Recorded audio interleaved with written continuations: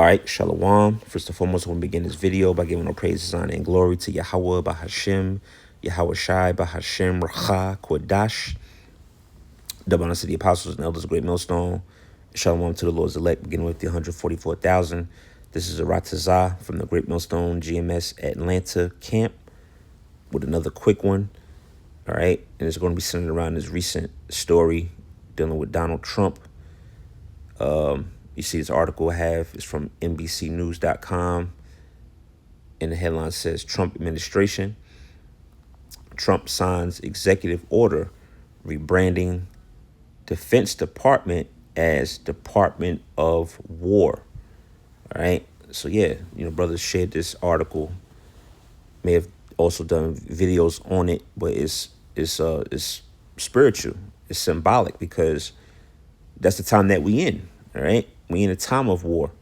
Pursuing the one scripture I had was Ecclesiastes 3:1, where it speaks about how there's a time for everything on the earth, roughly paraphrasing.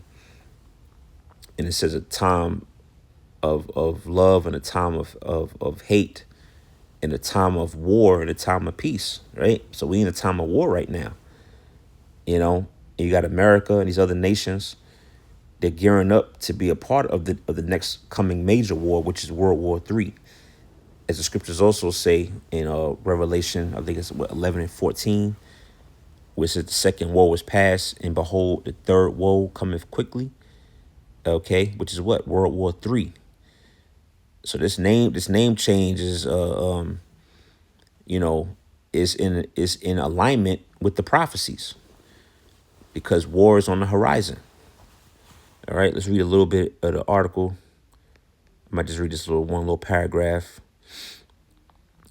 I want to make this rather short. All right. So it says President Donald Trump signed an executive order Friday, okay, which was yesterday. This is rebranding the Department of Defense as the Department of War, a more bellicose alternative that echoes the agency's 18th century name. It says, quote, I think it sends a message of victory. I think it sends really a message of strength. We're very strong. We're much stronger than anyone would really understand, Trump told reporters in the Oval Office after signing the order. All right. And when I read this quote, I thought of Daniel's the 7th chapter. When it says he had a mouth speaking great things. Let's see if we can get that. Daniel 7 and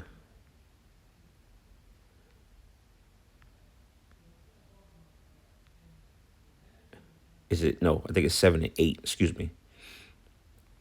Right. So I actually started at verse 7. All right. This is the book of Daniel, chapter 7 and verse 7. The point is in verse 8. It says, after this, I saw in the night visions, and behold, a fourth beast, dreadful and terrible and strong exceedingly. Okay. If you don't know, you read Daniel the 7th chapter, when it speaks about these particular beasts. These beasts are representations of kingdoms. Okay. Like the Greeks, the Romans, the Medo-Persian Empire, so forth and so on. What is fourth beast is referring to the Roman Empire. All right. In which today you got America, NATO, the EU, this whole system is essentially modeled after the Roman Empire, especially America. All right. And you can go deeper into the breakdown and prophecy of it, which, for instance, you read the book of Revelation, how it speaks about the how the horn was wounded, or the beast was wounded unto death, but then it was resurrected, meaning that the Roman Empire came back. All right. So we're basically living in a modern day Roman system. All right. But that's a separate topic for another video to go more into it. But nonetheless, this is speaking about the Roman Empire. It says, after this, I saw in night visions, behold, a fourth beast, dreadful and terrible and strong exceedingly, and it had great iron teeth, which represents the military might. It said it devoured and brake in pieces and stamped the residue with the feet of it, and it was diverse from all the beasts that were before it, and it had 10 horns, which today would be the European Union or the EU nations. All right. Then it goes on in verse 8. It says, I considered the horns, which horns also represent power. All right. Horns of powers, or, certain nations that have might, kingdoms that have power. All right. It says, and behold, there came up among them another little horn. Right. That little horn is referring to America. All right. The little horn is America. It says, before whom there were three of the first horns plucked up by the roots. Right. The three that was plucked up represents the British, I believe the British, the Spanish, and the French. Okay. Those are three wars that America had to fight prior to it being established as a nation. All right. Babylon the Great. It says, and behold, in this horn were eyes like the eyes of man, and a mouth speaking great things. Right? So a mouth speaking great things. This is an example of that. It's something that Trump said yesterday, right? About how it's measures of victory. We're strong. We're very strong, and people don't understand how strong we really are. That's an example of that. All right, those great swelling words, that pompous speech. All right, thinking that they can't be stopped, you know, and that essentially links with the prophecy. All right, with America being Babylon the Great, being the woman you read about in Revelation, the 17th chapter, about how she sits upon all the people. She reigns over all the nations, roughly paraphrasing. That's how we know that America is Babylon the Great, and it's the woman that you read about in scriptures or books like the Book of Revelation.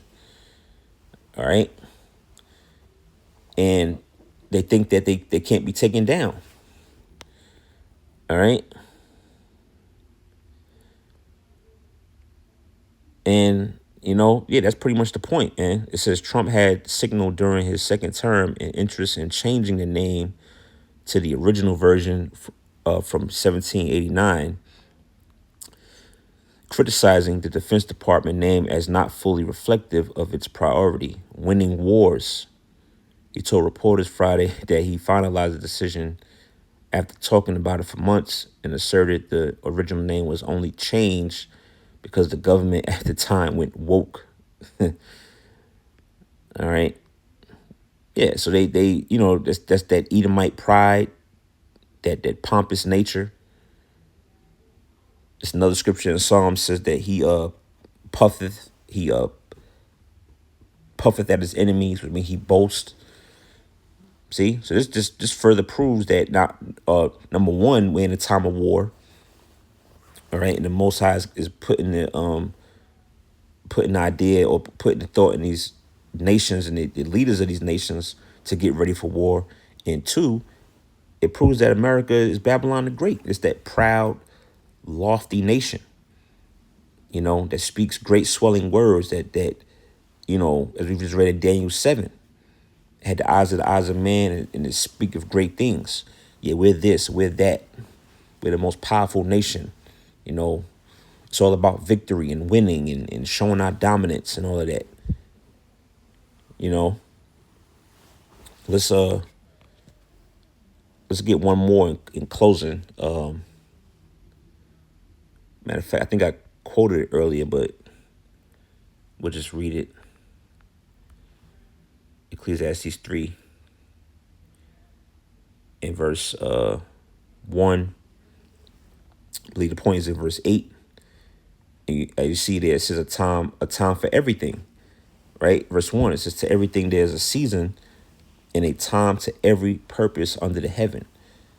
As the scriptures, or as people rather say, there's a time and place for everything. Well, that goes back to the scripture. All right, you read through, you can see the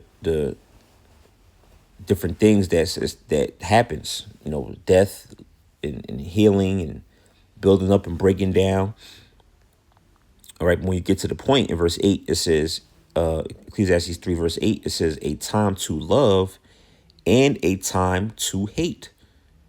All right, which we're in a time of hating right now. All right, now we're in a time of love amongst the hopeful elect and the brothers, the true believers of the true believers of Yahweh Shem Yahushai. But this world is hateful, right? We're in a time of hate. All right, and it says the point, a time of war and a time for peace. See that? We're not in a time of peace right now. We're in a time of war. And that's what the spirit the Lord is pushing out on these nations. Pursuing the Joel, what's that, 3 and 9? That's another scripture.